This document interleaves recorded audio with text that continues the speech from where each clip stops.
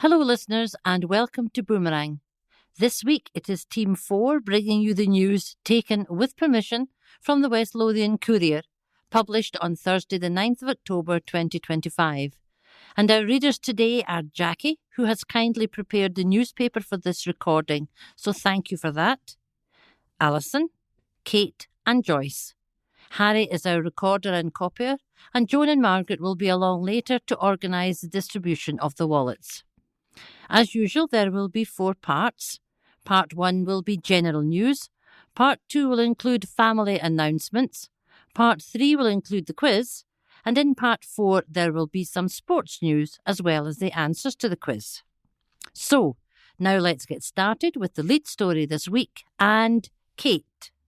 Thug dodges jail after chainsaw chop-up threat by Vic Roderick. A chainsaw-wielding workman who threatened to chop up a man who complained about his parking has dodged a prison sentence. Landscape gardener William McPhee was ordered to do 160 hours of unpaid work as a direct alternative to a custodial sentence. McPhee, 41, from Boxburn, was found guilty of behaving in a threatening or abusive manner by threatening to kill a man while brandishing an operating chainsaw towards him. A jury heard that the accused started up the noisy petrol-driven power tool and revved it angrily above his head as he walked towards the man shouting threats, a court heard. The victim had been called to the scene by his anxious partner, who had been forced to take her 1-year-old child onto a busy road because McPhee's van was blocking the footpath. When she complained to the workman, who was cutting up logs in her elderly neighbour's garden in Polbeth, West Lothian, he swore at her. The victim, 36, told a jury at Livingston Sheriff Court that when he returned a missed call from his partner at lunchtime, she was distressed and rather upset. He said, "From the phone call from Rachel, my understanding was that they were quite abusive and trying to intimidate her. She said that they were shouting and swearing at her.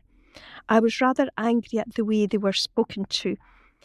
I felt that they were trying to intimidate her. I asked them who they thought they were talking to a young girl that way, and said something along the lines, 'Why don't you try talking to myself like that?' After a few moments of words backwards and forwards, the accused started his chainsaw and came running round the house. As he was coming round, he was revving the chainsaw. He was shouting that he was going to F beep beep and kill me, and he was going to chop me up. I was backing away towards the road. I was feeling quite threatened, obviously. The woman was upstairs leaning out the bedroom window. She was screaming out the window, trying to get me back into the house, telling me that he's got a chainsaw." The jury was shown CCTV footage of the incident at Chapelton Avenue, Polbeth, on the 27th of June 2023, which included the sound of the chainsaw being revved. "Once the chainsaw started up and I was getting told I was going to get killed, I felt threatened at that point," the victim said. Passing sentence, Sheriff Valerie Mays told the father of 4, "You're convicted by the jury of a relatively serious offence. You do have a conviction for a violent offence with a domestic aggravation, but you are not a man with a significant history of violent offending. I accept that this seems to be out of character for you, and you seem to live a generally pro-social life and are hard-working." She imposed a community payback order requiring McPhee to carry out 160 hours of unpaid work within 15 months. She warned him the sentence was a direct alternative to prison and warned that if he failed to comply with the order, he would be brought back to court and given another sentence, including a custodial sentence. And there's a rather large picture of William McPhee with his phone stuck to his ear and wearing his check suit and his hair slicked back, and he has his tattoos and he's looking rather pensive. The next article is Campaign into Iraq Continues, and it's by Stuart Somerville. West Lothian's RAC campaigner has welcomed the decision by Holyrood to keep the national petition calling on help for homeowners open. The petition, one of hundreds before MSPs, had faced being closed because of time constraints of the current Parliament, which faces an election next May. MSPs agreed with a suggestion from Fergus Ewing, MSP Independent, that the Citizen Participation and Public Petitions Committee use the remaining time to encourage new discussions between London and Edinburgh. Kerry McIntosh, who is Vice Chair of the National RAC UK campaign, told the local Democracy Reporting Service that she was delighted at the decision to keep the petition, which has gathered more than 2,500 signatures, open. I am really impressed with what the committee has done and the decision that has been taken, she said. Kerry campaigned for a new home in Dean South Livingston for almost 20 years after the former Livingston Development Corporation house she bought was condemned, along with every other council home on the estate because of crumbling concrete roofs and walls. The building material used in the 1960s and 70s is porous and eventually disintegrates in wet conditions. West Lothian has hundreds of homes affected by RAC, as well as public buildings, including schools and community centres. The council faces a £50 million bill to rebuild two-thirds of one of its largest schools. The petition was first lodged by UK RAC campaign chair Wilson Chowdhury and his daughter Hannah, who bought a house in Aberdeen only to find it condemned because of crumbling concrete. Failing to help homeowners would bring both parliaments into disrepute, said Mr. Ewing. Mr. Ewing told the committee, I strongly believe that it's no use Scotland blaming London and London blaming Scotland. The people in the middle, some of whom are the ones here today, are the ones that are suffering in some cases from the threat of bankruptcy. So I think this blame-passing thing is just not good enough. So because there's a new Cabinet Secretary and because there's a new Secretary of State for Scotland, Marie McCallan and Douglas Alexander, why don't they just meet and come up with a solution? This can't go on forever, and if it does, then it just brings into disrepute the Scottish Parliament and the UK government. Mr. Ewing said, we talk all the time about working together. Well, let's see the proof. Let's see the proof. Committee Chair Jackson Carlaw, Conservative, replied, you're asking we act as a sort of marriage guidance counsellor, write to both the Secretary of State for Scotland and the Cabinet Secretary, encouraging them both to meet to try and find a pathway forward that might resolve the issues. I think we could do so on the basis we take this petition extremely seriously and give the time left in this Parliament. It would be helpful if both these parties would respond positively to our suggestion that they have that discussion. Mr. Carlaw had already told the meeting that some petitions would not be heard within the remaining few months of this Parliament, and decisions had to be made on which ones should be kept active.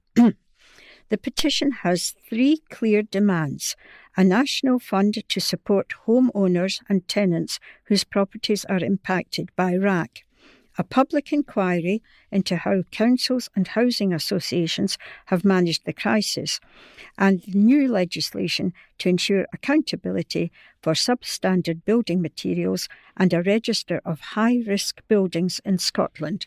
And there's a photograph accompanying this, and it shows Kerry McIntosh and the campaign team at Holyrood, and they're standing with their posters and looking very determined. Restoration of Guide Dog Collection Boxes by Ross Thompson. A talented volunteer from Livingston has been praised by the charity Guide Dogs after refurbishing 200 of its iconic collection boxes. Jim Grundison, who's part of the Guide Dogs West Lothian fundraising group, began repairing the life-size dog collection boxes from his home workshop in 2022. Retired Jim is also a puppy raiser, fosterer, fundraiser and driver for the Sight Loss charity.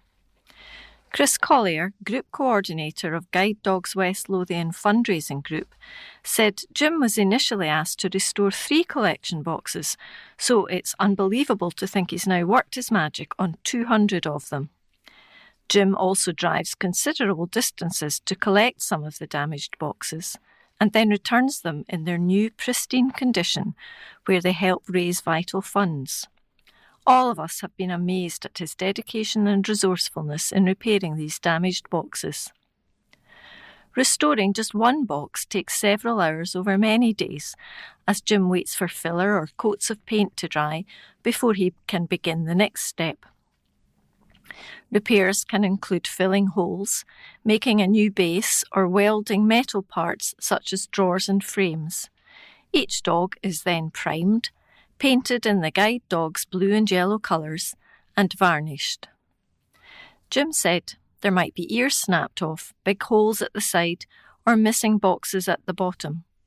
I find it very therapeutic and see the benefit as several people in our fundraising group have guide dogs. It's a nice feeling to see what you've created from something that was going to scrap. The amount of money they collect is really heartwarming. If you have a local business and would like to display a Guide Dogs collection box, please email christine.collier@googlemail.com. And the story is accompanied by a photograph. It's a photo of Jim, who's bending down to one of his restored boxes, which is absolutely beautiful. It's a golden lab with 2 puppies sitting at her feet, and they all have slots in their heads to receive the cash. Council is still counting cost of cyber attack 6 months on. Investigation, live criminal investigation by Stuart Somerville. 6 months after it suffered a cyber attack to its education IT network, West Lothian Council remains unable to quantify what the event will actually cost.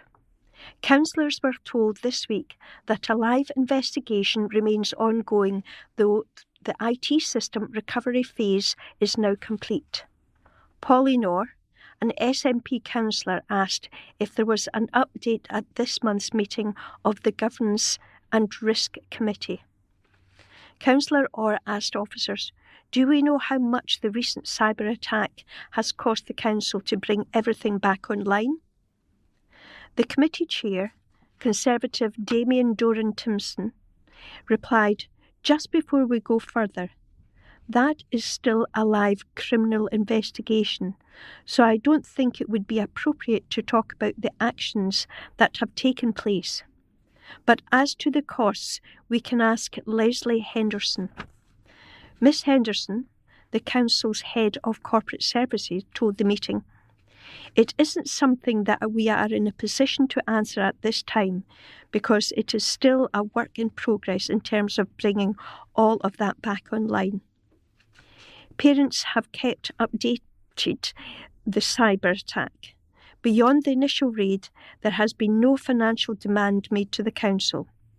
In July, the council said a small percentage of the total data stored on our education network has been compromised, but only a very small proportion of the files that were compromised were of a personal and sensitive nature. At last month's Education PDSP West Lothian's EIS representative, Heather Hughes, has raised concerns of teachers about interruptions to the senior phase coursework for both staff and pupils. Mrs Hughes, whose Educational Institute of Scotland Union represents the majority of teachers in the county, told the meeting, "It is a very different learning environment, and we are now 6 weeks into the new coursework." Greg Welsh, the council's interim Deputy Chief Executive for Education and Planning, assured the union rep that the connection of the network had been prioritised around the senior learning phase. He added that beyond the initial recovery phase of the network, in the wake of May's cyber attack, education officers were continuing to work with the IT department. He acknowledged the difficulties facing staff and added, "It has been challenging for pupils as well. Rest assured, protecting senior phase activity remains a priority. And if there are any additional requirements beyond the initial recovery stage, officers will continue to work with individual schools." A spokesperson for the council told the local Democracy Reporting Service after the meeting, a new education network was in place before the start of the 2025/2026 term, with progress ongoing towards restoring all systems and devices affected.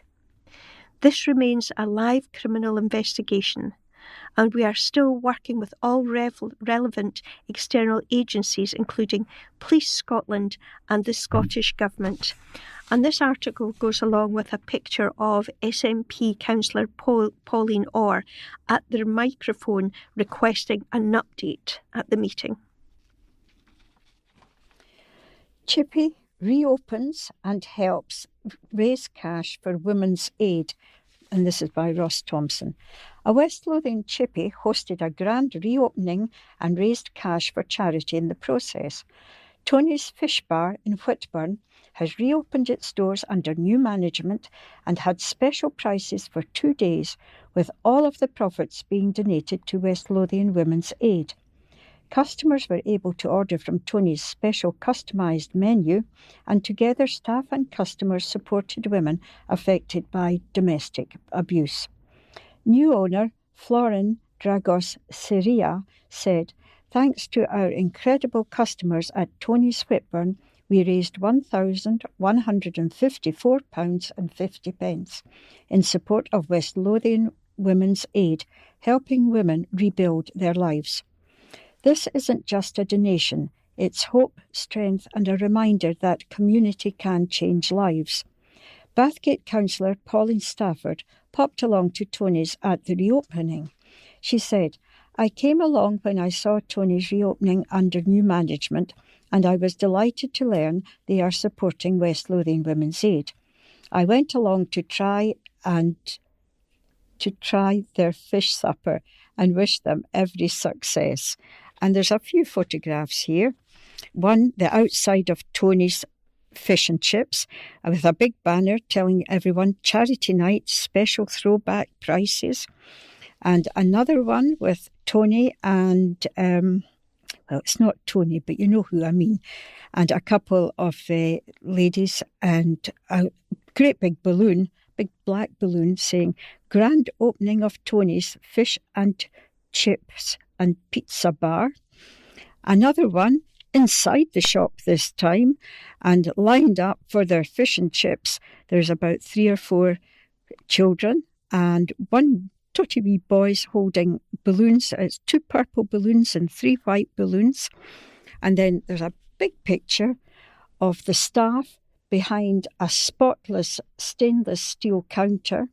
And on the counter, there's a polystyrene box and it's just overflowing with golden chips. Council to act after traveller site complaints by Stuart Somerville. A huge increase in complaints about travellers from fed-up residents across West Lothian has sparked calls for more powers to deal with the problem more quickly. West Lothian Council faces a bill of more than £50,000 to clear up after traveller encampments at Craigswood and Livingston this summer. In the Broxburn ward, a football tournament had to be cancelled because an encampment occupied football pitches. The council has now agreed to set up a cross-party working group to look at ways of improving existing use of powers to deal with illegal encampments by travellers. But Conservative Angela Doran-Timpson told a meeting of full council residents in her ward were fed up. She added, last year the SNT, the Safer Neighbourhood team, recorded 9 incidents related to unauthorised encampments. Estimated costs to the council were between £14,500 to £15,000. In this financial year so far, SNT have logged 31 incident complaints and estimated costs between £45,000 and £50,000. That's nearly a 4-fold increase in 1 year. West Lothian Council cannot sustain this. In a motion put forward to a full council meeting, Councillor Doran Timpson said, Council believes the current timescale required to take legal action to move travellers on is unacceptable. Local authorities must be given the powers to act more quickly and decisively in the public interest. In response, SNP veteran Councillor Andrew Miller called on the Council to instead work with others and the traveller community to tackle the issues. He said, whilst I understand the motivation behind Angela's motion, it does feel a bit like a knee-jerk reaction to recent events. Legislative reform may well be advantageous, but legislative reform takes a considerable amount of time and ignores the things we as a council could potentially do that would have a more immediate and positive effect. Travellers are not going to go away no matter how much you change the law. He asked whether the council should have sites or follow national good practice and hire an engagement officer, which the council does not have. Councillor Miller added, we are rightly furious over the waste left behind when travellers move on. As far as I know, travellers have no access to either domestic waste service or civic amenity sites. This does not excuse the mess, but it does pose the question of what we can do to help resolve issues. The recent rise in encampments is down entirely to the displacement from other areas. It's an ideal time to look at our policies. Labour councillors recounted incidents of criminal damage and vandalism at sites around the county this year, along with tales of damage to sports and toilets facilities at Craigswood. Lib Dem councillor Sally Pattle said, I want to ask colleagues to be very careful about the language they're using when they're describing the Gypsy Travellers community, which historically has been one of the most marginalised and persecuted communities in this country and across the world. I would like to hear people be a little bit more careful about anecdotes bandied about. I would like to very much thank the SNP for a very measured amendment. It's calling for us to work together to find a proactive approach. There's little point to palm a letter off on the Scottish Government. We have the power to come together, working with the communities in a far more effective way to prevent this kind of difficulty. Independent Andrew Maguire told the meeting there was no great distance between all parties and added, I wish they'd talked about this together. He added that while we should respect the rights of travellers to live as they do, travellers had to respect the rights of communities. I'm compelled to think legislation is out of date. I'm also compelled by Councillor Miller's suggestion that we should talk to the traveller community in the first place, and also think perhaps there's a need for modernised legislation. I have talked myself into supporting the amendment. Labour's Tom Conn said that even if there was cross-party discussion, legislation across Scotland had to change. Councillor Miller told the Local Democracy Reporting Service after the meeting, this is about finding a fair and practical way forward that protects our communities and services while also working directly with the traveller community. By bringing everyone to the table, we can identify solutions that work in practice, not just in theory. And that brings us to the end of part 1. And in part 2, family announcements will be included. Welcome to part 2, and we will begin with the family announcements, and there are 2 this week, and they are both deaths. McCourt, Peter Aloysius, at home on September the 28th, 2025. Peter Aloysius, much-loved husband of Marion Christie and the late Veronica Wilkins, father of Marie, Martin and Veronica, grandfather of Alexandra, Jennifer, Shay, Natalie, Anna and Sophie, elder brother of Francis, Sadie and the late Margaret and Jim, rector of St Mary's Academy, Bathgate, 1982 to 1993. Funeral Mass at St Mary's RC Cathedral, Broughton Street, Edinburgh, EH1 3JR, on Thursday, 16th October at 11 a.m. Family flowers only, please. Donations to Scottish Catholic International Aid Fund, that's SCIAF for short. Smith, Alexander, known as Alistair, 9/1/1934 to 1/10/2025. Sadly passed away at St John's Hospital on Wednesday, 1st October 2025, aged 91.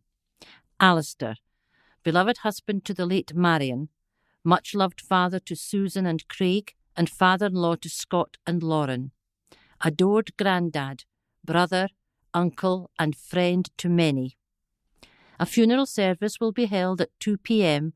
on Thursday, 16th October at West Lothian Crematorium, and all are welcome to attend. The family request that in lieu of flowers, there will be donations to Chest, Heart and Stroke Scotland. And that completes the family announcements for this week, so we will continue with more general news and Kate. Speed bumps concern over 20 miles per hour limits by Stuart Somerville. Speed bumps will be a last resort for West Lothian as it rolls out the national 20 mph limits, with officials hoping to avoid the hard-to-maintain measures. It's an expensive road that the council officers don't want to go down, as the project is introduced to build up areas of the county including West Calder and Polbeth. Crucial to the success of the scheme is convincing drivers that the new speed limits are practical as well as safe. At this month's meeting of the Falthouse and the Breich Valley Local Area Committee, councillors heard about the plans to introduce the new 20 miles per hour zones as part of the first tier of changes in parts of West Calder and Polbeth.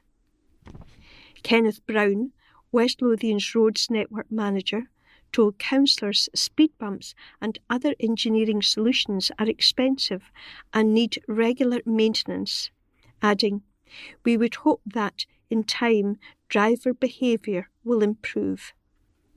Councillor Pauline Clark said, "I was on holiday in France this year, and they've introduced the equivalent to 20 mile per hour limits there, but where they've got huge speed bumps as well." She asked, "Would we be looking at that, or is that something we would hope to avoid?" Mr Brown said, "We're going to be doing quite a lot of monitoring before and after we make these changes, and if we're not seeing improvements, then we will have the opportunity to go back to Transport Scotland and ask for some additional money to fund engineering measures. Those are expensive. The introduction of signs and lines to do 20 miles per hour speed limits is relatively inexpensive. We would hope that, in time, drivers' behaviour will improve and we can avoid doing the more expensive and hard-to-maintain things like speed bumps. Most built-up roads through West Lothian and West Calder will see speed cuts up to 20 miles an hour. In West Calder, 35 roads will see speed cuts from 30 to 20 miles per hour, while in Polbeth the number will be 23. Roads engineers stress that they are keen to get the changes right as quickly as possible. Temporary Traffic Regulation Orders, TTRO, will be introduced for around 18 months, and during that time, drivers and members of the public are encouraged to respond to a consultation which will run on a specifically set up page on the Council's website. The first tier of 20 miles per hour zones, which include West Calder and Pobeth, alongside Bathgate, Blackburn and Livingston, is set to become permanent in 2027, with the schemes then moving on to smaller communities. Asking about policing the new 20 miles an hour roads, Sergeant Jamie Duthie acknowledged that resources are challenging, but the police would work with the council and officers would make issued guidance. And this goes along with a picture of Pauline Clark obviously addressing one of the councils about her concerns regarding bumps in the road. The next article is headed up Cops in Hunt as Audi is torched. Officers from Police Scotland are appealing for information after the Audi Q7 motor was deliberately set on fire on the driveway of a property in Winchborough. Firefighters from the Scottish Fire and Rescue Service, that's SFRS, and cops raced to Millcraig Mews at around 12:20 a.m. on Thursday, October the 2nd, following reports of a fire. Firefighters battled to extinguish the blaze, which quickly spread to the garage of the plush two-storey house. No one was injured. Cops are hunting a man who was spotted around the time of the blaze. He is described as white, of average build, and was wearing a grey tracksuit. It's believed he made off in the direction of Millcraig Road. An image from the scene shows the vehicle, which had been completely destroyed by the blaze. The roof appears to have melted away and all of the windows are smashed. The structure of the garage at the property has also been significantly damaged, with the doors charred and warped by the flames. Scorched debris lies scattered across the ground outside the garage. One picture taken later shows the car covered with black tarpaulin as a man stands nearby assessing the damage.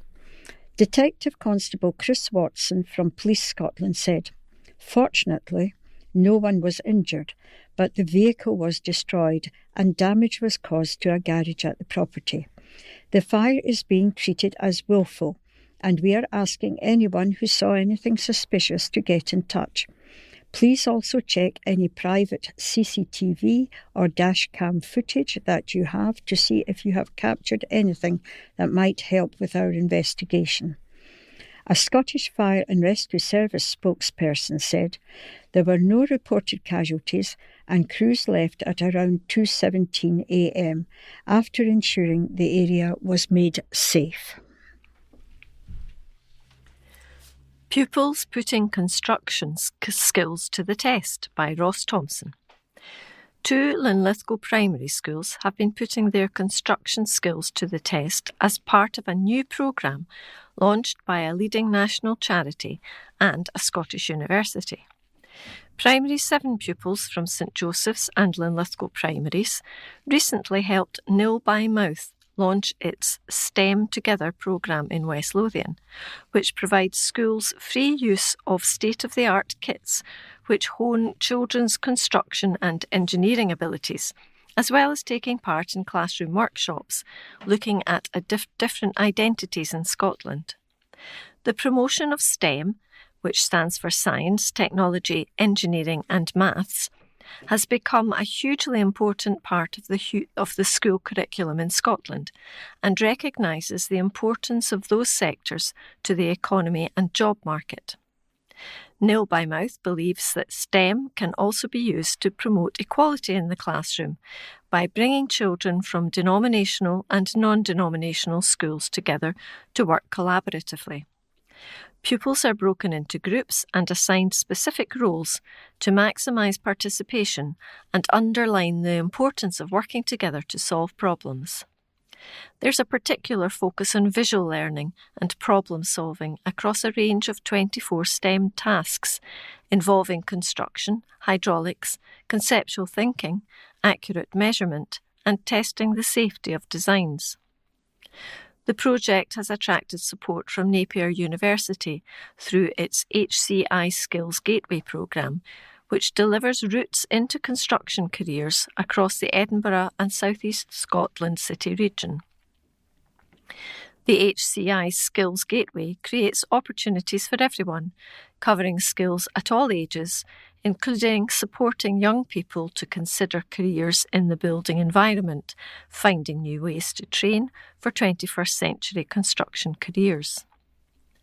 Funding from HCI Gateway allows schools across West Lothian to access the project free of charge, with Our Lady of Lourdes, Blackburn, Seafield, Whitdale and Kirkhill primaries having already participated, with over 250 children benefiting in the last few weeks alone.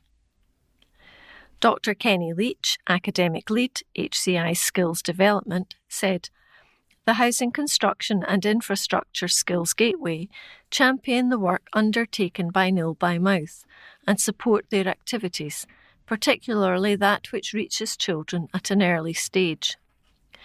The construction industry is trying to improve the way it's perceived as a means of encouraging more young people to choose it as a career. Nil by Mouth contribute to this work by challenging the wider issues that exist in society through hands-on construction-related activities, and by doing so in a positive and engaging manner." Dave Scott, director of Nil by Mouth, added, "Alongside our work in the classroom, programmes like this help children from different backgrounds and traditions develop teamwork, skills, and appreciate the different perspectives others bring to solving a problem. Building bridges between people has always been a central part of Nil by Mouth's mission, and it's been amazing spending a few days with St Joseph's and Linlithgow, watching the children work and learn so easily together. This project is proving hugely popular, and we are very grateful to Napier University and HCI Skills Gateway for backing us and providing children in West Lothian with a chance to show their STEM skills." And there's a lovely photograph with this story. It's got 5 children in it. 3 are girls, 2 are boys, and they're holding something which they have made, but I'm afraid I can't describe it quite. It's held together with red and blue and yellow parts. It seems to have been something that's made to move, and it's on the floor of the school hall.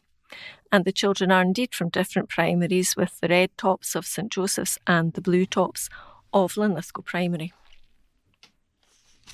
Parents fear for safety on Danger Road.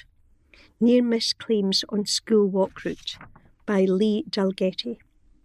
Worried parents in West Lothian have raised concerns over a dangerous crossing to reach a primary school. This comes after new homes were constructed in the area, bringing changes to the pavements and roads outside the Livingston School. Parents claim children are confused, as well as adults and drivers, suggesting several near misses have occurred near Calderwood Primary School on Nethershiel Road. One parent told Edinburgh Live traffic in the area was terrible. West Lothian Council chiefs told us they were aware of our concerns and stressed the paramount importance of pupil safety in the area. They also said that they are recruiting a school crossing guide to assist children, and confirmed the roads are still to be formally adopted. The new homes come from Stirling Developments, who have been working on the project for almost 20 years. One concerned parent told Edinburgh Live, "I have real concerns about the safety of the children walking to and from Calderwood Primary School. The situation is still very dangerous and an accident waiting to happen. There are HGVs passing the school at drop-off and pick-up times. Pavements and built-outs are incomplete, causing confusion to children, adults and drivers. There are no road markings to indicate cars shouldn't park down the side of the school where a new built-out or crossing has been put. This now means cars are parked right up to the side of the crossing, meaning visibility is poor. There have been several near misses. The situation is definitely an accident waiting to happen."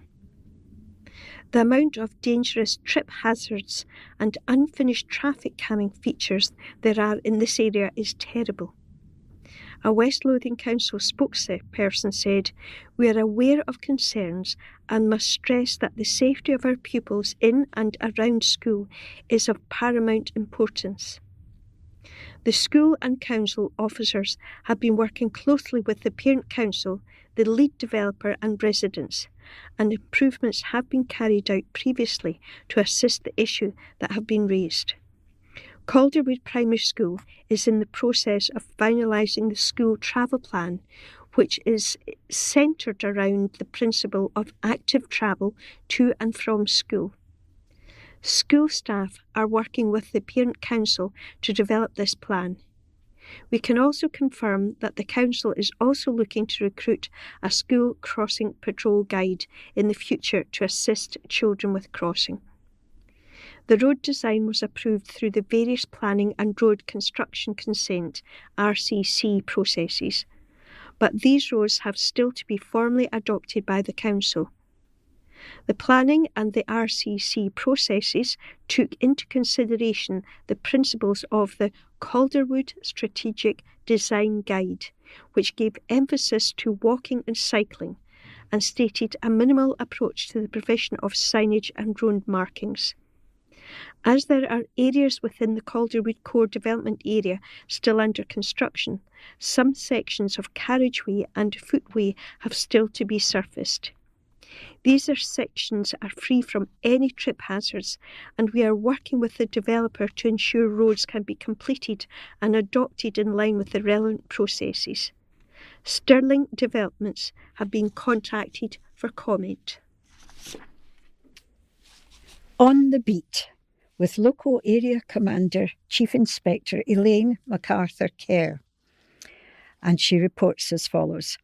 In the last column, our Divisional Commander, Chief Superintendent Greg Banks, provided an update into the ongoing Supporting Opportunities for Life, that's SOL, initiative, and how it's helping support young people in West Lothian to move away from criminal offending.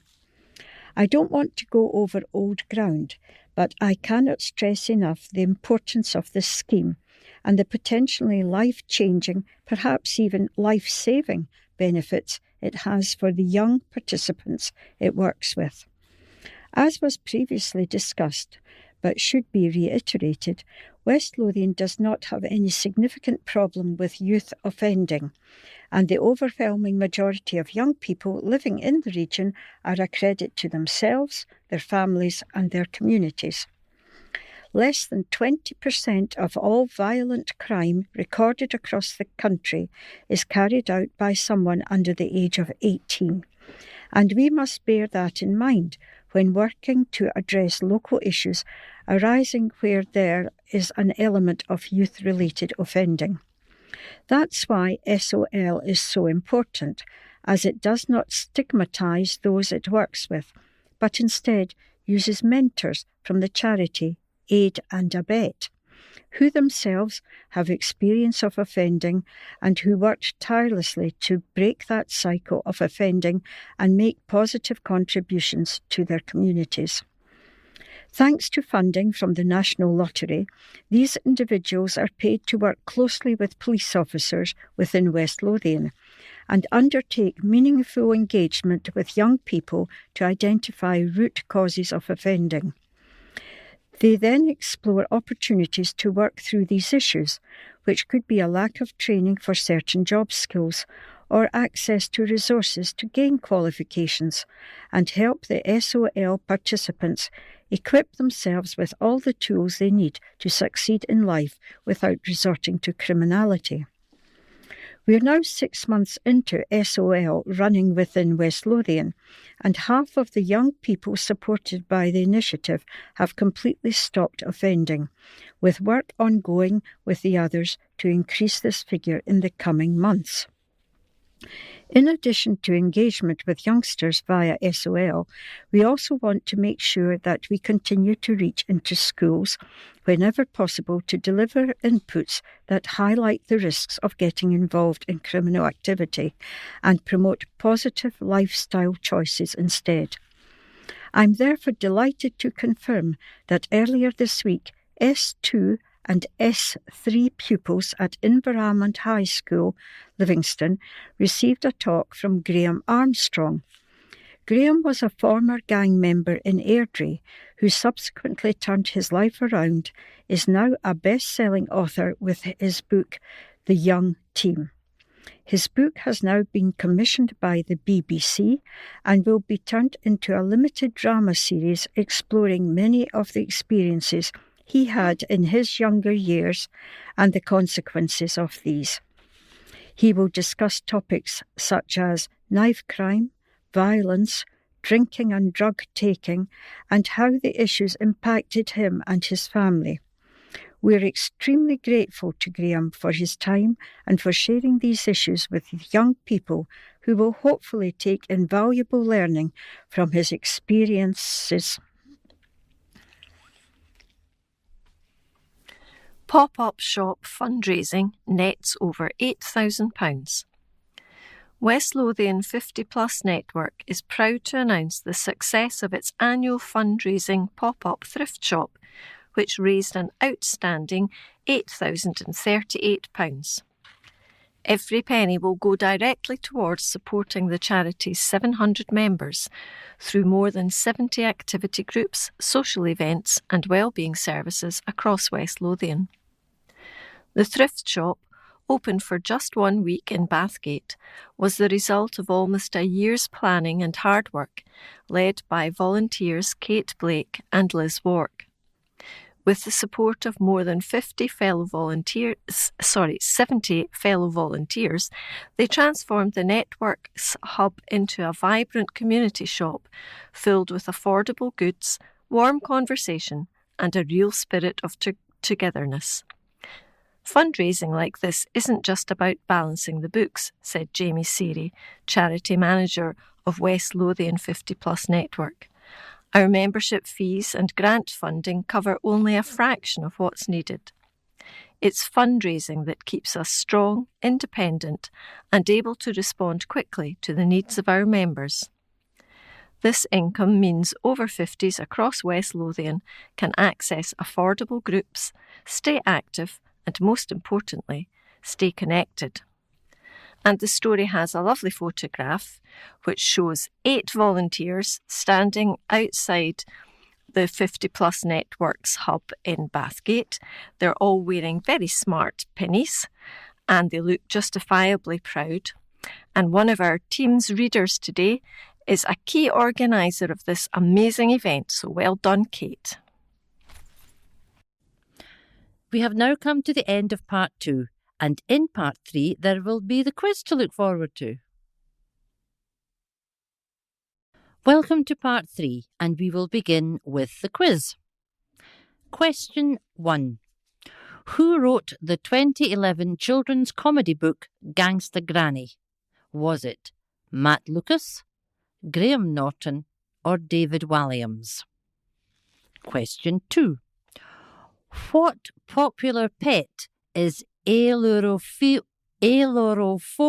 the fear of? I'll say that again. What popular pet is ailurophobia the fear of? Is it dogs, hamsters, or cats? Question 3.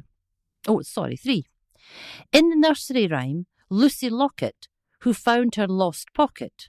Who found her lost pocket? Was it Thomas Horner? Was it Mary Sawyer? Or was it Kitty Fisher? Next question.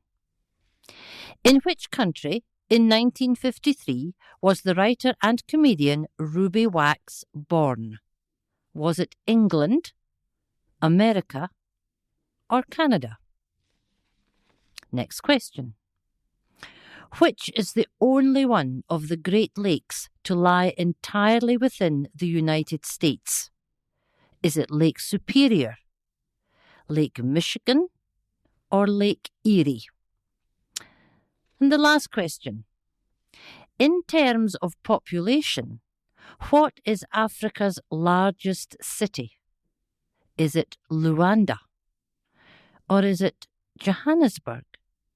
Or is it Cairo? Those are the pub quiz questions for this week, and I wish you the best of luck. So now we will continue with more general news and Kate. Dogs Trust fundraiser will support vital work.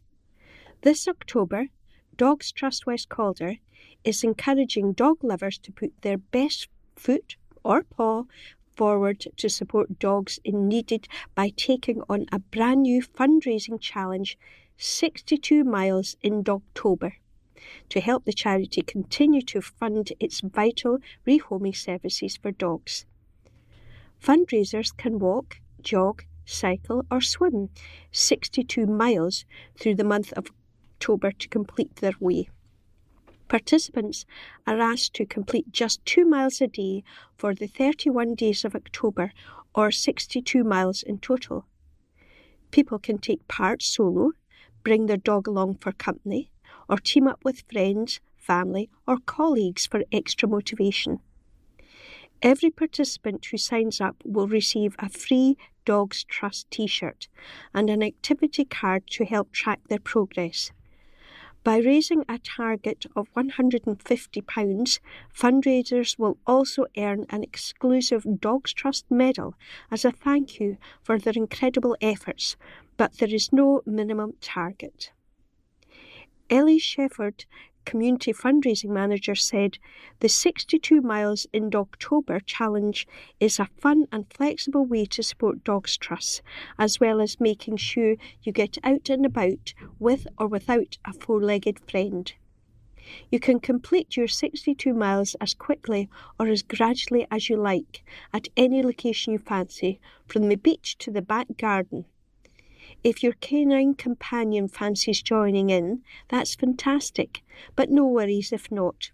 All you need is a love of dogs and a desire to help those who have found themselves without a family of their own." Dogs Trust is currently caring for hundreds of dogs across its 21 rehoming centres, all patiently waiting for their forever homes. Fundraising efforts like this help provide daily essentials for every dog while they wait. Participants can ask friends and family for donations by setting up a fundraising page at https://www.dogstrust.org.uk/Dogtober. Any donation, big or small, helps Dogs Trust continue their vital work, rescuing, rehabilitating and rehoming dogs across the UK. There is also a collaborative Facebook page for members to get involved in and share their fundraising stories with others.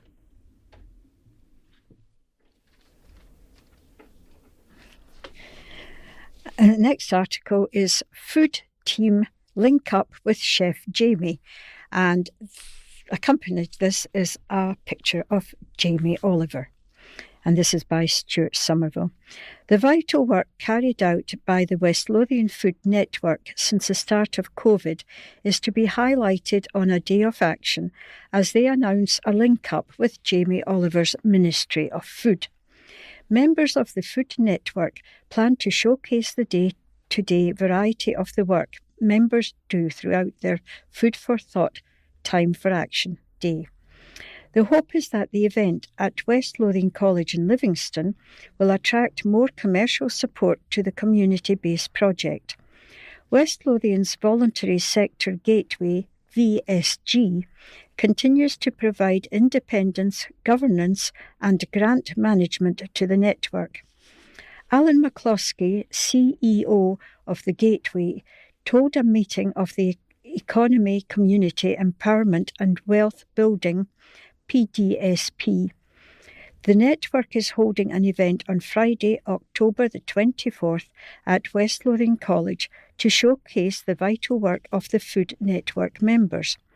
The network has agreed to work with Jamie Oliver's Ministry of Food initiative, which will help to teach people to cook with dignity using Jamie Oliver's recipes. The Ministry of Food is the largest community cooking programme in the UK. We work with councils, charities and other partners across the UK. Ray Fallon, coordinator of the network, told the Local Democracy Reporting Service, "This event is more than a presentation. It's a strategic gathering of local business leaders and residents committed to fighting food insecurity and poverty. Our early intervention work is a vital tool for crisis prevention." The event will allow potential backers to learn how they can help grow the network. It will also include influential guest speakers and community leaders. Ray added, "Your participation is a statement that your business stands for more than profit. It stands for people. Let's create a future where no one in West Lothian is left behind." A spokesman for the VSG said this week, "The event will bring together local businesses, partners and community leaders to celebrate the work of the Food Network, highlight the impact it has across West Lothian and explore new opportunities for collaboration." With a lineup of engaging speakers, thought-provoking discussions and the chance to connect directly with local organisations, it promises to be an inspiring afternoon. The Food Network was established in March 2020, just weeks before the lockdown was announced at the outbreak of the COVID pandemic. The group initially had almost 40 members ranging from community fridge larger groups to food suppliers and charity groups. It has now settled to a membership of 21 community groups which either provide cooked meals, low-cost food or community fridges. Members include social enterprises such as The Larder, which additionally provides catering and food service training, and 2 community cafe venues. Among the other members are community venues such as the Venny Food Outlet in Knightsbridge, Fauldhouse and Breath Valley Community Development Trust, West Calder Hub, Polbeth Hub, Armadale and Blackridge Community Food Bank, and West Lothian Financial Network, SCIO. West Lothian Council provided initial funding. The LDRS highlighted at the time that between May 2020 to the end of July 2021, the network provided a total of 1,818,642 meals, and on average, just over 4,000 people were fed each week. Over 80% of those who have used the network indicated that they were financially at risk, on a low income or unemployed. The distribution includes a combination of cooked food delivered to homes, food parcels, local pantries to go and collect food, as well as providing toiletries, cleaning products, baby food and pet food. Camper Leaves Residents Baffled by Nicholas Malizia. West Lothian locals were baffled when what appeared to be a demountable camper was abandoned on the side of the road and set on fire. The massive object was pictured on the side of the road on Drumshoreland Road near Livingston after it was dumped. An image seems to show it occupying nearly an entire lane. It seems that caution tape and traffic cones were placed around the detritus to alert motorists. The Scottish Fire and Rescue Service were called to the scene when the caravan part was set on fire on Monday, September the 29th. They received a call around 10:30 p.m. and rushed to the scene, where they extinguished the blaze and departed at 11:20 p.m. No casualties were reported. A local told Edinburgh Live, "It's the top half of a caravan and it's been burnt out now. It slowed travel down on the road for a bit." A spokesperson from the Scottish Fire and Rescue Service said, "We received a call on Monday, September 29th at 10:35 p.m. for a caravan on fire at Drumshoreland Road near Livingston. We dispatched 2 appliances. Our crews extinguished the fire and left the scene at 11:19 p.m. West Lothian Council has been approached for comment." Prostate cancer support. Edinburgh and Lothian Prostate Cancer Support Group takes place on Crofthead Farm Community Centre on October 16th. Marcia Marola is a Digital Services Manager, West Lothian and Health in Mind. Her talk will be on mental health and support in West Lothian. The joint second speaker will both be representing Western General Hospital. The first speaker will be Susan Adamson, who is a radiologist specialist. Her talk will be on her role and the latest treatments. The second speaker will be Karen Walker, who is a clinical nurse specialist in neurology. Karen's talk will be on her roles dealing with newly diagnosed patients. Questions will be very welcome. The meeting will also provide an opportunity for recently diagnosed men concerned about treatment and choice to have an informal chat with other men who have already experienced the various treatments and side effects. The meeting starts at 7 p.m. in the Crofthead Farm Community Centre on October the 16th.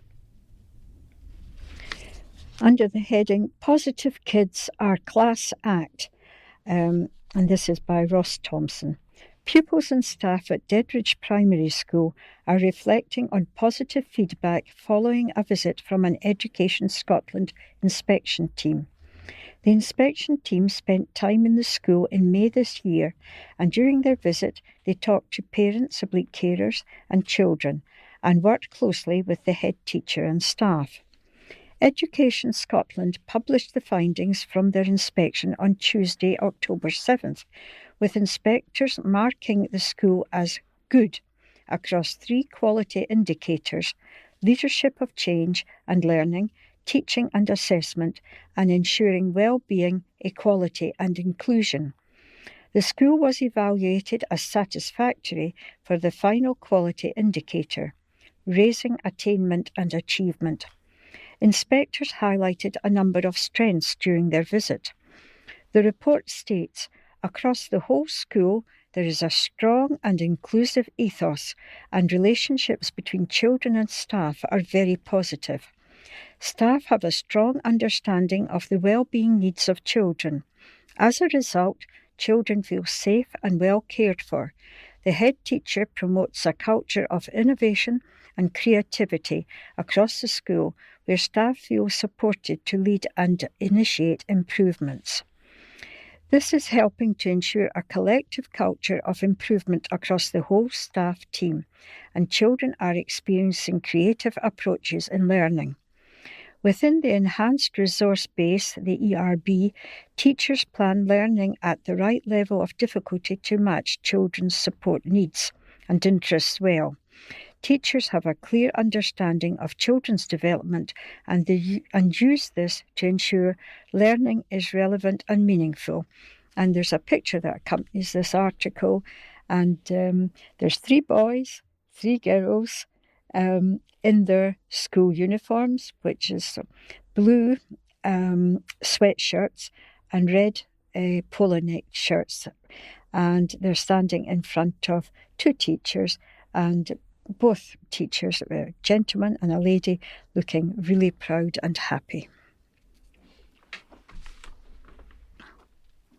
Ending Poverty Lecture. Scotland's largest trade union and anti-poverty bodies are set to address residents throughout West Lothian as STUC General Secretary Ross Foyer and Chief Executive of the Poverty Alliance, Peter Kelly, take part in Lothian Lecture Series at West Lothian College this Thursday. The lecture will campaign for an end to poverty, inequality and injustice throughout Scotland as trade unions, charities, civic groups and third sector organisations across the country look set to take part in the Scotland Demands Better March and Rally on October the 25th. The march, which commences at the Scottish Parliament at 10 a.m. on October 25th, brings together a collective of civic bodies throughout Scotland, demanding better from politicians on public services, jobs, conditions and more. The lecture, delivered by STUC General Secretary Ross Foyer and the Poverty Alliance's Peter Kelly, will act as a rallying cry for people throughout West Lothian to demand better for their communities. Commenting, STUC General Secretary Ross Foyer said, "Next week at the lecture series, we intend to make clear that communities throughout West Lothian deserve much better than their current lot.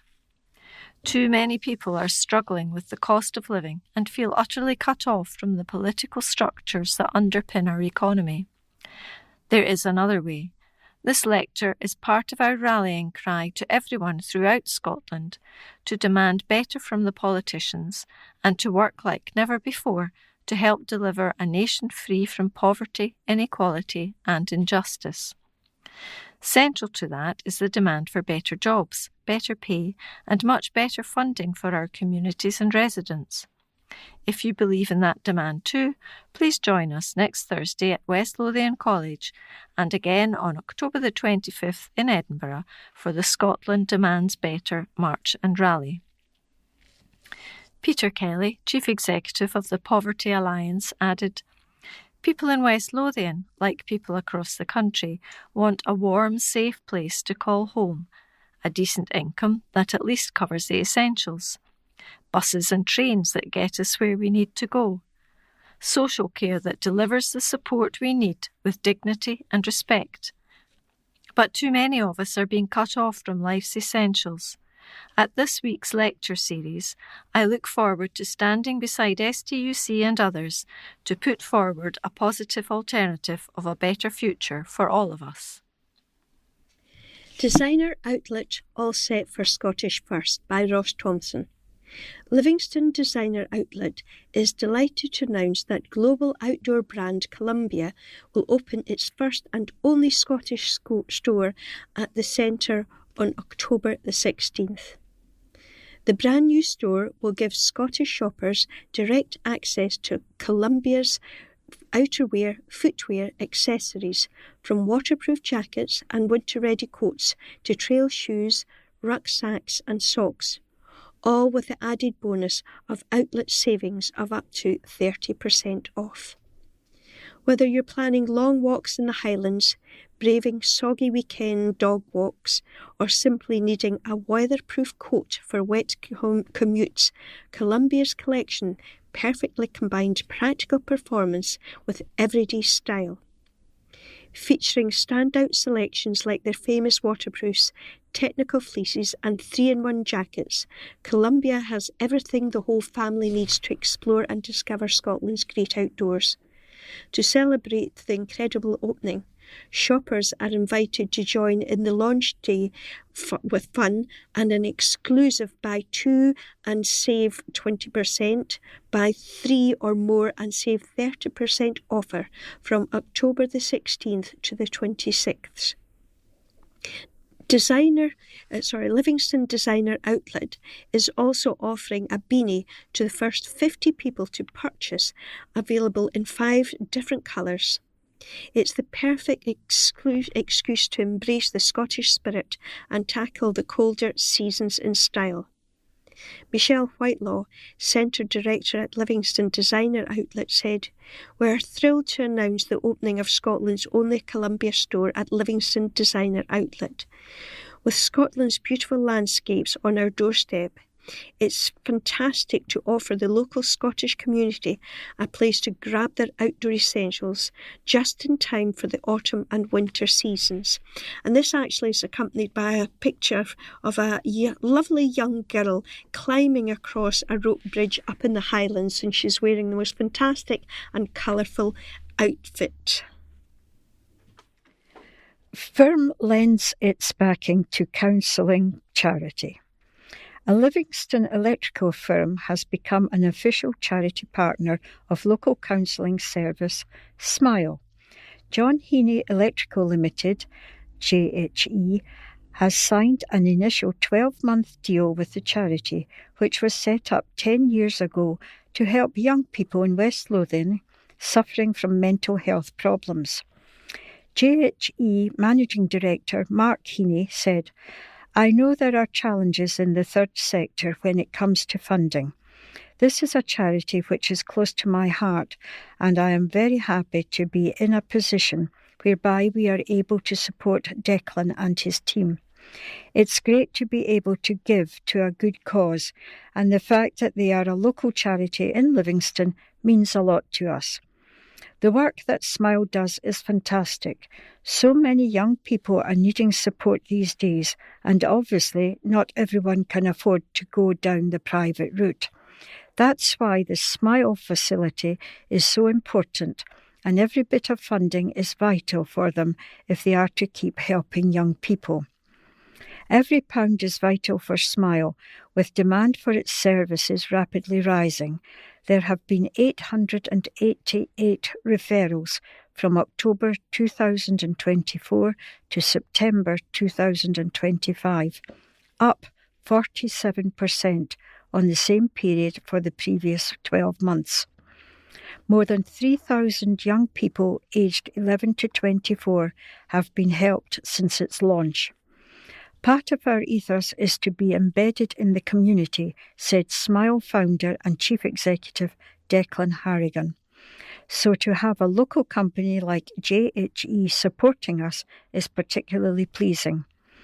We are very grateful to Mark Heaney for the partnership, and it's getting more and more difficult for the third sector to secure funding in the current financial climate. And there's a photograph of Mark Heaney and probably, I think, maybe his brother by the looks of it. Oh no, I know who it'll be. It'll be Declan Hannigan. And they're standing in front of a poster which says, it actually doesn't say Smile, or I can't see it anyway, but it shows a sandy, part of a sandy beach, and there's 2 eyes in the sand and a great big smiley mouth. So that's it, Smile. And that brings us to the end of part 3. And in part 4, we will tell you the answers to the quiz, and some sports news will be included. Welcome to part 4, and we will complete our recording today with some sports news from the Courier. But first of all, the answers to that quiz. The first question was, who wrote the 2011 children's comedy book Gangsta Granny? That was David Walliams. Next question was about the phobia, which I failed to pronounce very well, but the answer to the phobia question, what was it the fear of? It is cats. It's the fear of cats. Next question, in the nursery rhyme Lucy Locket, who found her lost pocket? The person that found it was Kitty Fisher. Next question. In which country in 1953 was the writer and comedian Ruby Wax born? She was born in America. Next one. Which is the only one of the Great Lakes which lies entirely within the United States? That is Lake Michigan. And last of all, in terms of population, what is Africa's largest city? And it is Cairo. So I hope you were successful there today.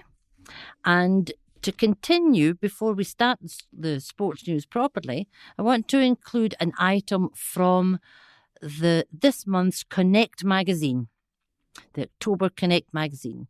It's entitled Shocktober, Half-Term Thrills and Chills. And this event is on from the 11th till the 31st of October.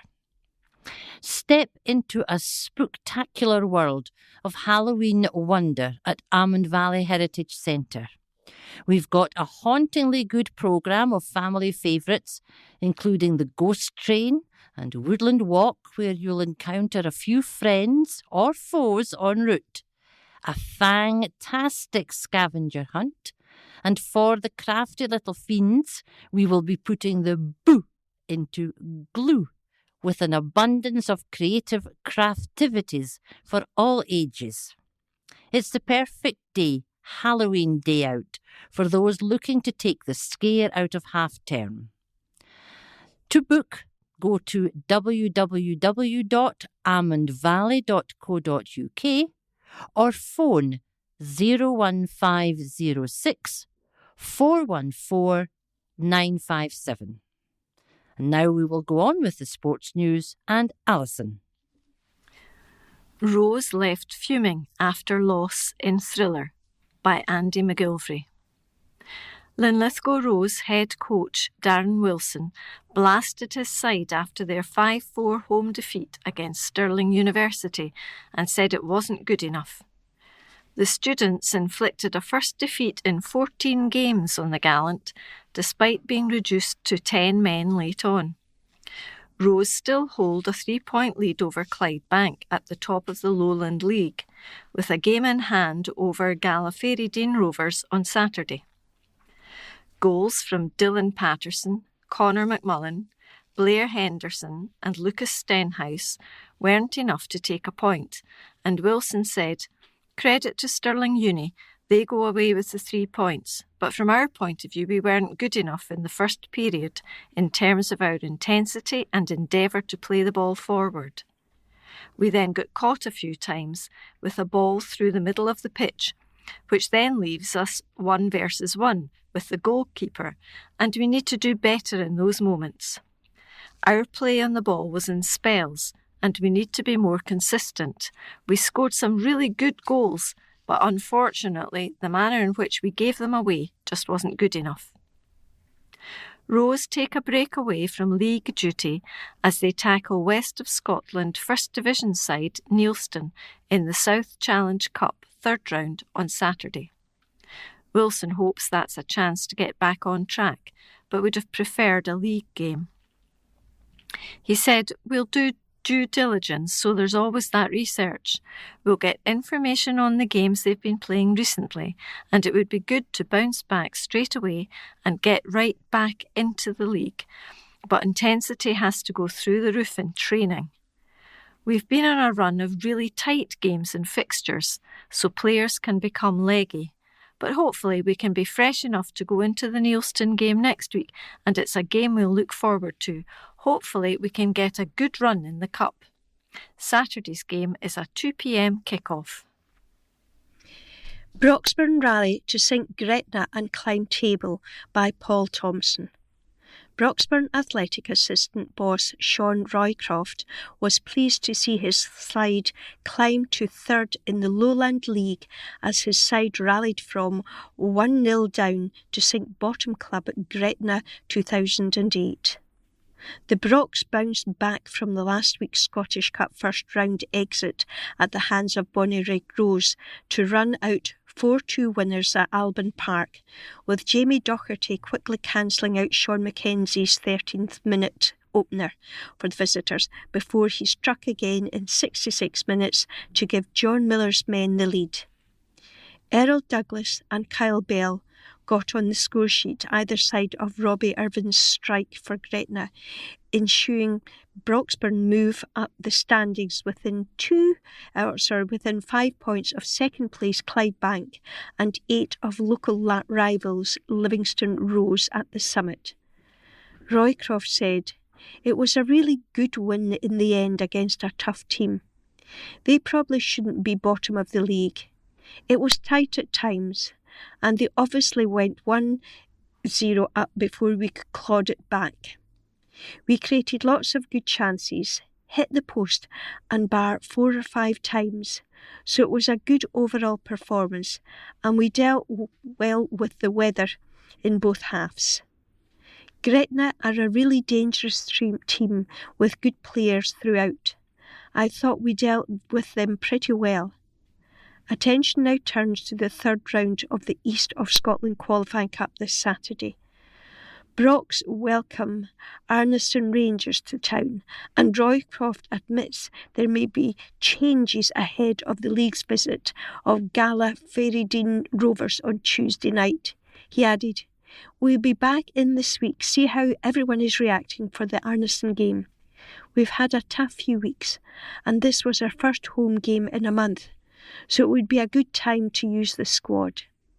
We've got a midweek game in the league coming up as well, so we'll see how the week goes."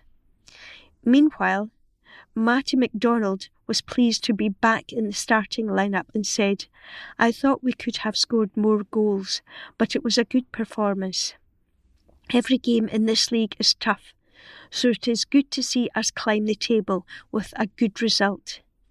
Getting back in the team and putting in is a good performance is always good. So hopefully we can keep that going next week and another win. And this actually goes along with quite a big picture of the team celebrating. And Kyle Bell celebrates his goal. And they're there. There's 6 players in the picture with their red and white striped socks and their red and white tunic tops. And unfortunately, there's 3 in the black and white from Gretna 2008 not looking terribly happy. Dad and daughter fight way to glory. Dynamic duo in national champ titles. A dynamic duo, West Lothian dad and his teenage daughter, won big in kickboxing, becoming national champions. John Sinclair, 35, and his daughter Hope from Whitburn competed at the 2025 World Kickboxing Organisation's British Open Championships in Barnsley, where Hope walked away with 2 gold medals and 4 silver in late September. The proud dad called his 13-year-old daughter his motivation, saying she was the real deal when it came to fighting. John, who earned his very own gold medal in the low kick event, told Edinburgh Live, "It's amazing. She's the one that's non-stop, not me. She's my motivation." Hope practices 6 days per week for up to 15 hours at Clan Combat in Livingston. John said his daughter practices at the gym relentlessly and that she's there constantly. I just tag along. John joked that Hope loves kickboxing so much that when her room isn't tidy, John threatens to ban practice until she does her chores. However, it's not always easy for the dad to watch his daughter compete. He shared, "I feel proud watching her, but it's also my wee lassie getting punched in the face.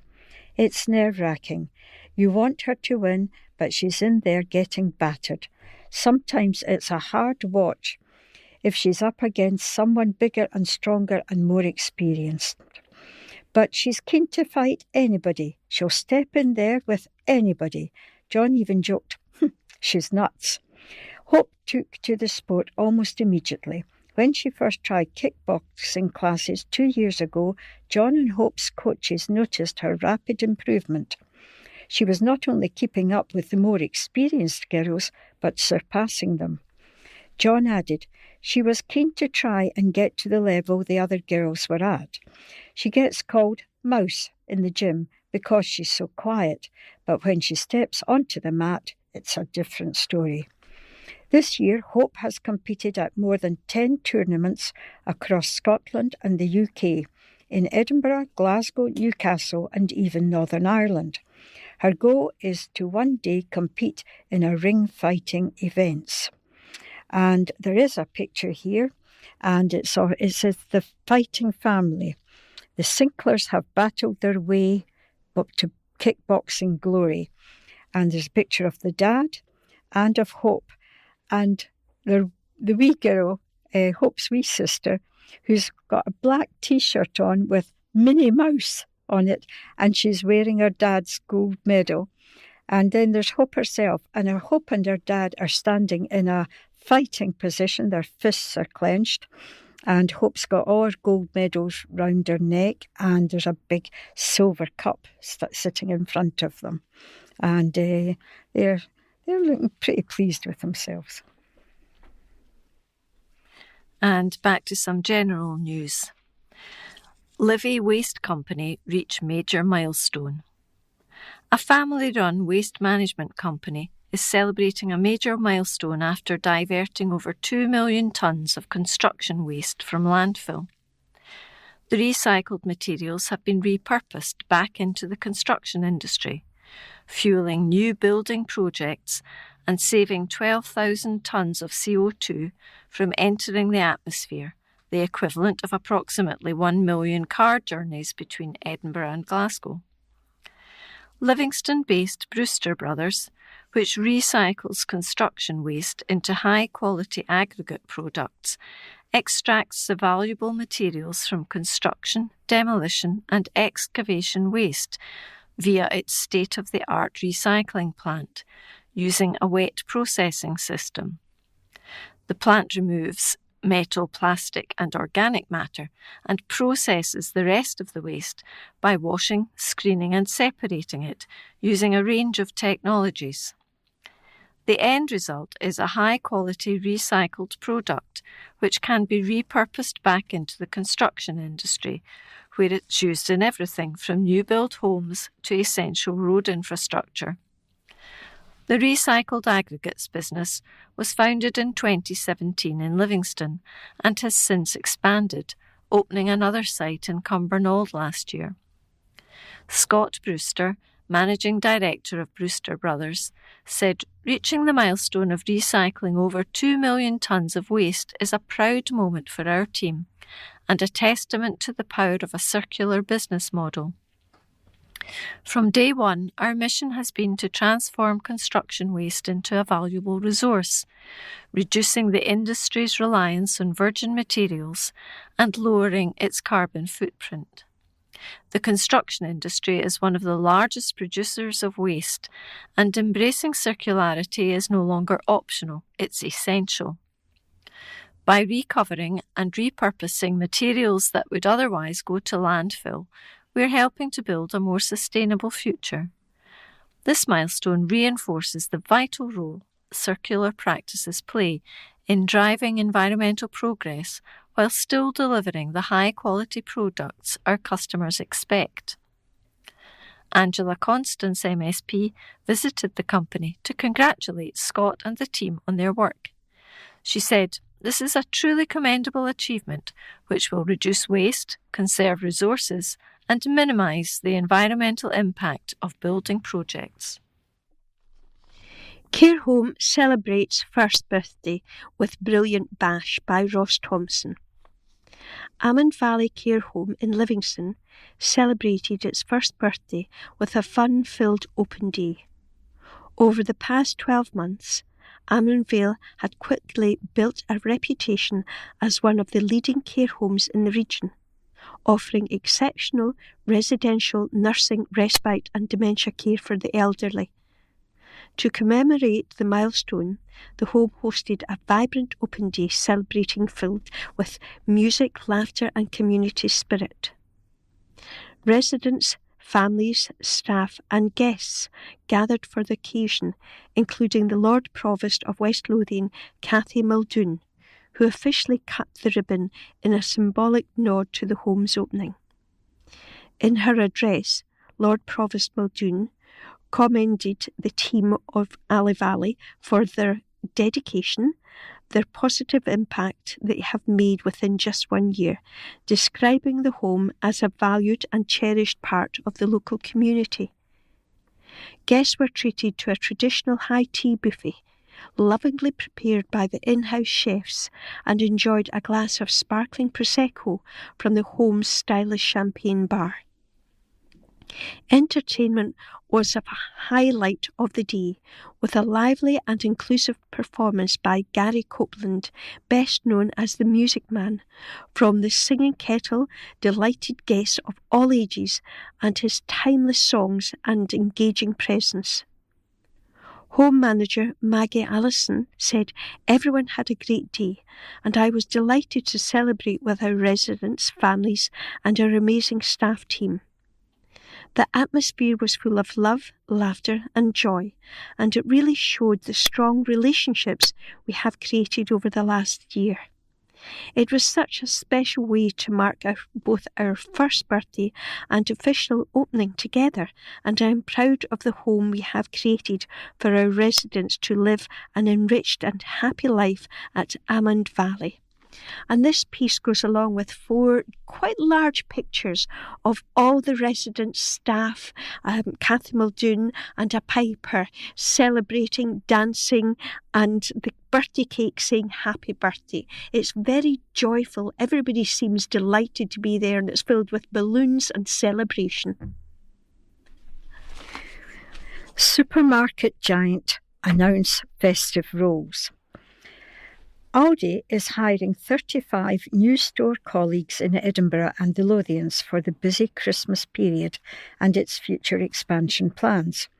The supermarket is looking to hire for a wide range of permanent store positions to help replenish stock and assist customers during the festive season and into 2026. Roles on offer include store assistants, managerial positions and cleaners. Aldi remains the highest paying UK supermarket, with starting pay for store assistants at £13.2 an hour nationally and £14.35 inside the M25. It is also the only UK supermarket to offer paid breaks to all colleagues, which is worth more than £1,425 a year for the average store colleague. The recruitment push forms part of Aldi's continued growth plans as it looks to open a store a week before the end of the year. This is in line with Aldi's long-term aim to have 1,500 stores in the UK. Kelly Stokes, Recruitment Director at Aldi UK, also confirmed all Aldi stores will be closed on December the 26th and January the 1st. She said, "At Aldi, our goal is to make high-quality, affordable food accessible to everyone, and at Christmas, demand for that always increases. That's why we're bringing more colleagues into our stores, ensuring we continue to deliver the very best experience for our shoppers. Our people are at the heart of our success, and once again we'll be closing all our stores on Boxing Day and New Year's Day. It's important to us that our colleagues have the chance to enjoy a well-deserved break and spend valuable time with their family and loved ones. Those interested in applying for a career with Aldi can visit https://www.aldidirectrecruitment. No, sorry, it's Aldi. I'll read all that again. aldirecruitment.co.uk/ for more information. Tesco given alcohol licence for new store by Stuart Somerville. A new planned Tesco superstore in Whitburn's Heartlands development has been granted a provisional alcohol licence after councillors rejected NHS objections. NHS Lothian provided a written formal objection to a licence for the new superstore, arguing that there was over-provision in the area. However, both applicants and councillors commented on the general and generic nature of the objection and its lack of localised detail. West Lothian does not have an over-provision policy which dictates how many licences should be issued in any given area. At the same meeting, licences were agreed for an Asda filling station convenience store in Livingston and convenience stores in Boghall, Bathgate and in neighbouring Blackburn. None were met with objections from the Health Authority. An agent for the supermarket chain told a meeting of the licensing board, "NHS Lothian's objection is very, very general and generic with sweeping statements. I have to say I'm quite sceptical of it." She added that it quoted national facts and figures and added links to studies which could not be easily accessed by her team. The agent added, "Tesco is very aware of its reputation," adding that the firm did not have concerns over problem drinkers in its stores.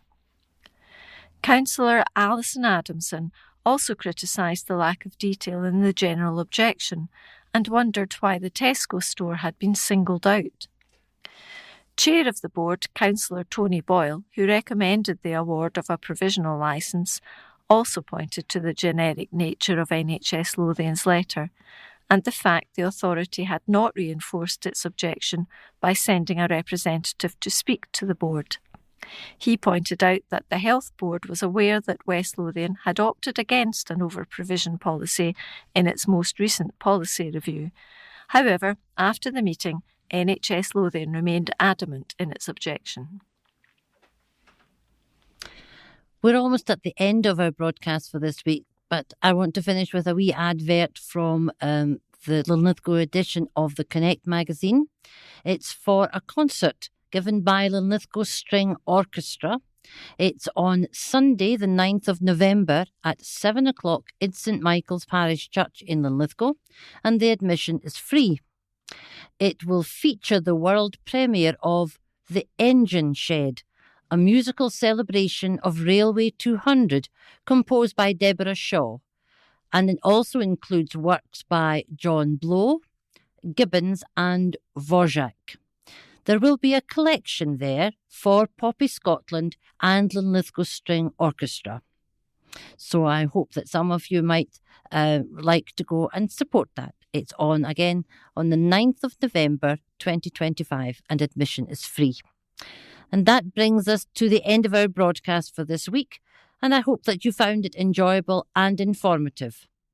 Please put your memory stick back into the blue wallet, change the address label, and pop it into the postbox.